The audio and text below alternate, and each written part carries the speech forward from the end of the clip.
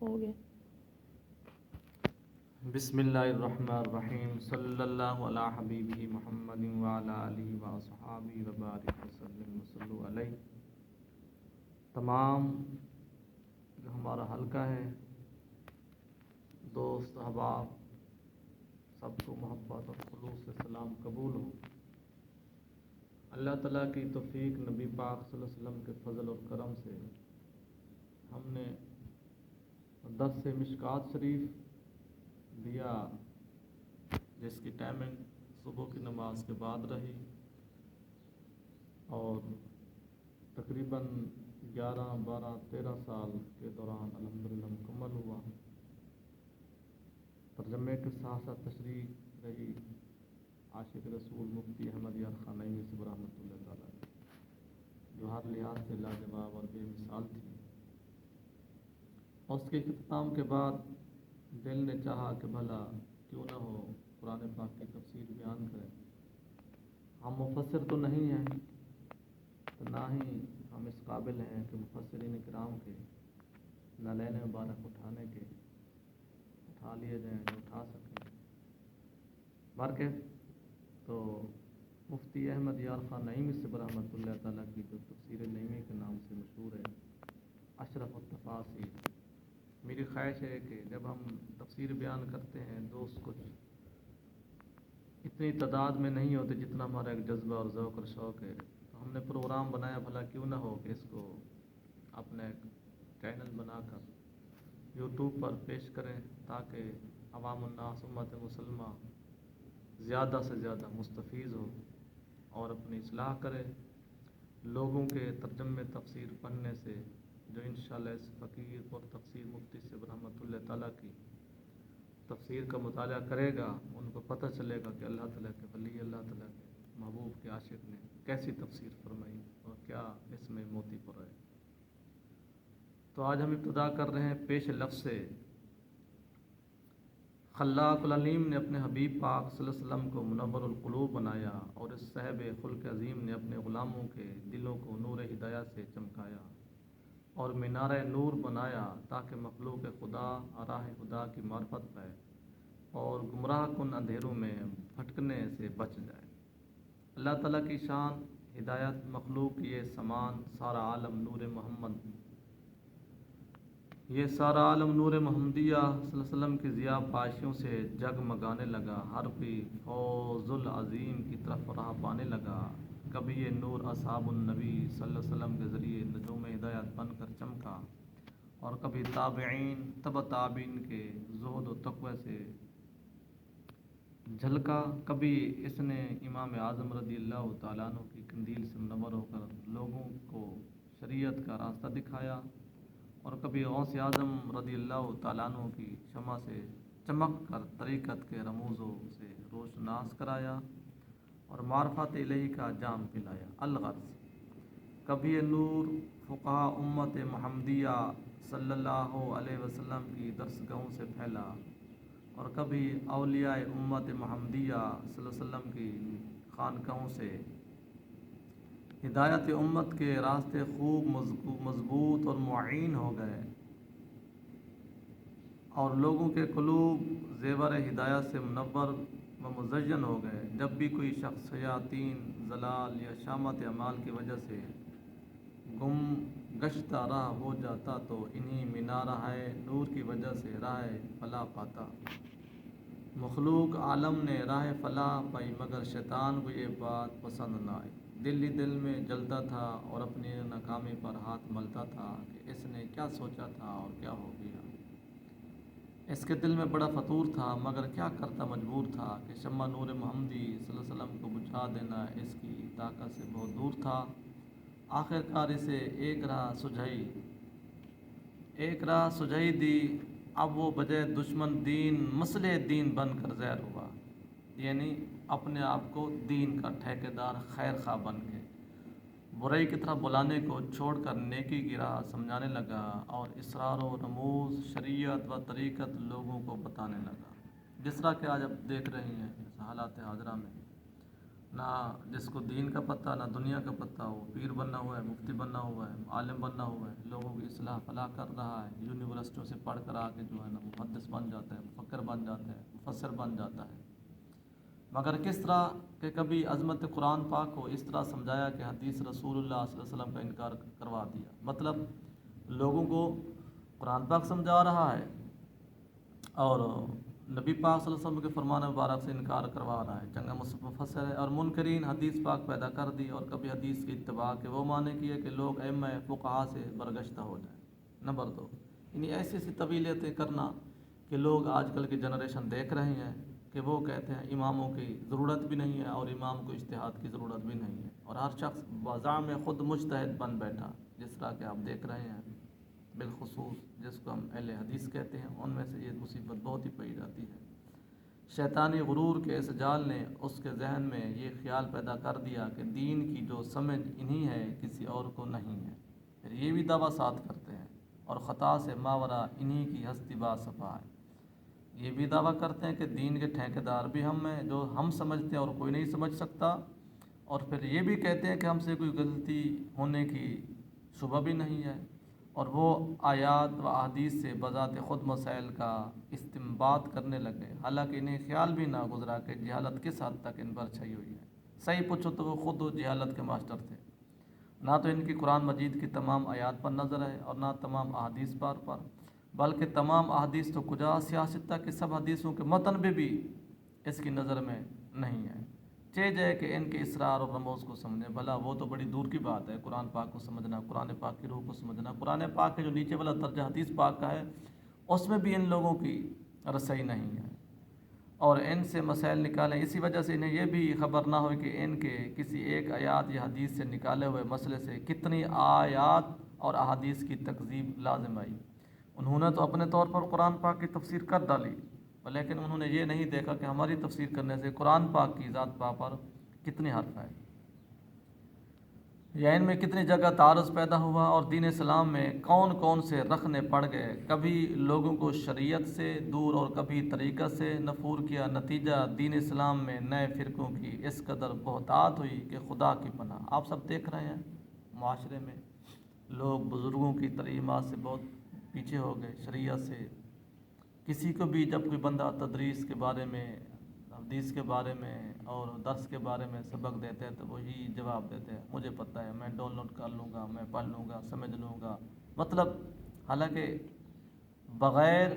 عالم و عمل کے قرآن پاک کبھی نہیں سمجھا جا سکتا، اور نہ حدیث پاک کو۔ ہر شخص قرآن پاک اور حدیث پاک کا دائی بن کر میدان میں آ گیا اور قرآن پاک سنا سنا کر لوگوں کو صحب قرآن سے برگشتہ کرنے لگا، غالباً اسی صورتحال کا حدیث شریف میں بھی اشارہ ہے۔ پوزیشن یہ ہے کہ دین پر رٹے لگاتے ہیں، دین کی دن رات باتیں کرتے ہیں، صاحب کتاب صاحب شریعت کے بارے میں کوئی ان کا خام خیال بھی نہیں ہے۔ حدیث پاک وَسَتَرَوْنَ مِن بَعْدِی اخْتِلَافًا شَدِیدًا فَعَلَیکُم بِسُنَّتِی وَسُنَّتِ الْخُلَفَاءِ الرَّاشِدِینَ الْمَہْدِیِّینَ عَضُّوا عَلَیہا بِالنَّوَاجِذِ وَإِیَّاکُم وَالْأُمُورَ الْمُحْدَثَاتِ فَإِنَّ کُلَّ بِدْعَۃٍ ضَلَالَۃٌ۔ ابن ماجہ شریف، کتاب اتباع سنت۔ اور دیکھو گے تم میرے بعد شدید اختلاف، پس واجب ہے تم پر میری سنت اور ہدایت دیے ہوئے خلفائے راشدین کی سنت مضبوطی سے پکڑو، اس پر اپنے دانتوں سے، اور بچاؤ تم اپنے آپ کو نئی نئی چیزوں سے، کیونکہ دین میں ہر نئی چیز بدعت ہے اور ہر بدعت گمراہی ہے۔ چونکہ ان متبعین شیاطین کی اپنی شخصیت کچھ ایسی نہ تھی کہ بلندی کردار کی وجہ سے عوام پر اثر انداز ہو سکتے، کیونکہ اپنے پلے تو کچھ ہے نہیں نا جی، یا اخلاق نبویہ صلی اللہ علیہ وسلم کا آئینہ دار ہو کر اہل ایمان کو اپنی طرف مائل کر سکتے، لہٰذا انہوں نے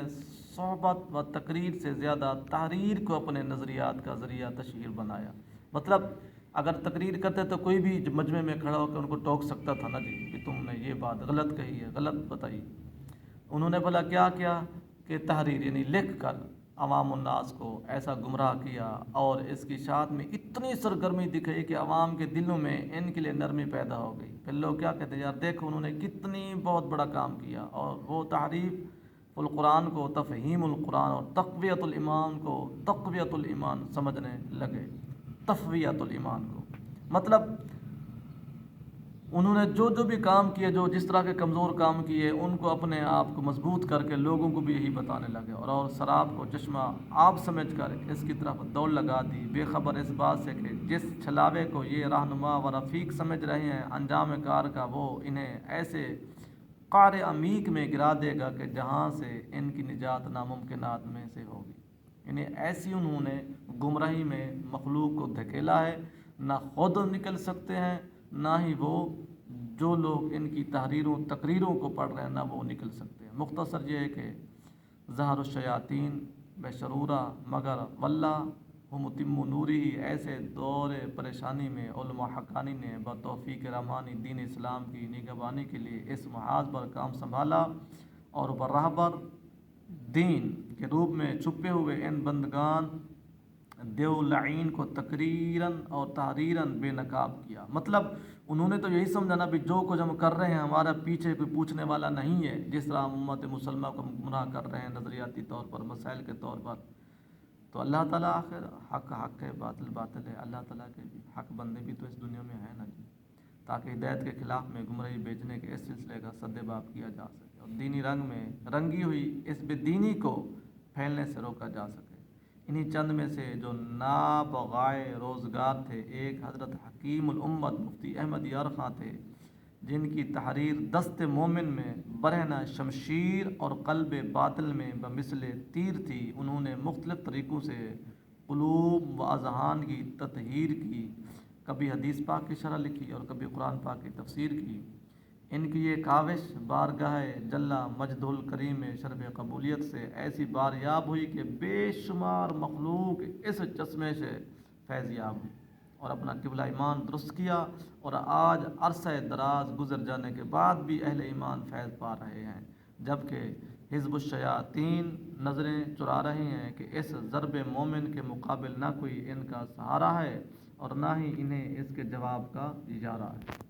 عشق رسول صلی اللہ علیہ وسلم میں ڈوبی ہوئی قلم کی اس زبان سے تفسیر القرآن کے وہ مدت عرفان نمونے ظاہر ہوئے کہ جس سے قلوب ایمان حب حبیب الرحمن سے سرشار ہو کر رش کے اہل جہاں ہو گئے. اے ضیاء الحق محضہ کے رائے تو حلق بخشد سنگ را حلوائے تو، یعنی اے ضیاء الحق تیری رائے کی حکمت سے تیرا حلوہ پتھر میں بھی حلق یعنی صلاحیت کا گل پیدا کر دیتا ہے. یہ تفسیر القرآن عرف عام میں تفسیر نعیمی کے نام سے جانی جاتی ہے اور اہل سنت و جماعت میں ایک حوالے کی حیثیت سے مانی جاتی ہے. یعنی اتنی اتھنٹک اتنی مضبوط تفسیر ہے، یقین کریں جب انشاءاللہ اس کے آگے آگے آپ اس کے آپ و رموز اور اس کے نکات سنیں گے تو آپ ہش ہش کر کے اٹھیں گے کہ اس طرح کے بھی مضبوط اور بریک عمیق نقطہ دان اللہ تعالیٰ کے محبوب بھی اس دنیا میں تشریف فرما ہوئے. تو لہٰذا ایک بہت بڑے اتھنٹک کے طور پر یہ تفسیر مانی جاتی ہے. ہمیں انتہائی مسرت ہے کہ ہم اس کو نئی تصحیح و کتابت کے ساتھ طباعت اور اشاعت کرنے کی سعادت حاصل کر رہے ہیں تاکہ اس خزانہ بائے پیش کو بہتر انداز میں پیش کیا جا سکے. چونکہ یہ کتاب مخالفین پر پیش کی جاتی ہے، اس لیے ہم نے کوشش کی ہے کہ دوران تفسیر جو آیات بطور حوالہ پیش ہوئی ہیں ان تمام کی صورتوں اور نمبر کی نشاندہی کر دی جائے تاکہ قاری کو قرآن مجید میں وہ آیات ڈھونڈنے میں دشواری نہ ہو اور مخالف کو جرت منہ ماری بھی نہ ہو، کیونکہ انہوں نے تو حوالہ کی رٹ لگانی ہے نا جی. تو جب یہ نشاندہی ہوگی فلاں آیات فلاں پارہ فلاں، تو ان کو خود بھی شیشہ ہو جائے گا. اس کی تصحیح میں جناب زاہد لطیف نعیمی قادری صاحب نے میری بہت مدد کی، سارا دن اس محنت طلب کام میں میرا ساتھ دیا اور بعض جگہ بہت مفید مشورے بھی دیے. اللہ تعالیٰ ان کی اس محنت کو قبول فرمائے اور جزائے خیر سے نوازے. اس کے ساتھ میں مناظر اسلام محمود احمد قادری نعیمی صاحب کا بھی بہت ممنون ہوں، جنہوں نے تفسیر کا ایک پرانا نسخہ برائے تصحیح ہم کو دیا اور گاہے بگاہے تصحیح میں ہماری مدد کے ساتھ مفید مشوروں سے نوازتے رہے. ہر چند کہ ہم نے اس کتاب کی تصحیح کتابت میں بہت محنت کی ہے.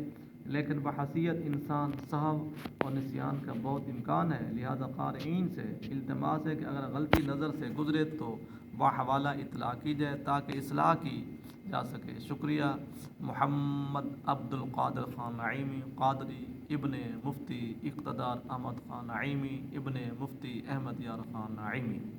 اس تفسیر کی جلد ہفتم کی طرح اب اس جلد اول میں بھی اس چیز کا اہتمام کیا گیا ہے کہ ان تمام عربی فارسی اشعار و عبارات کا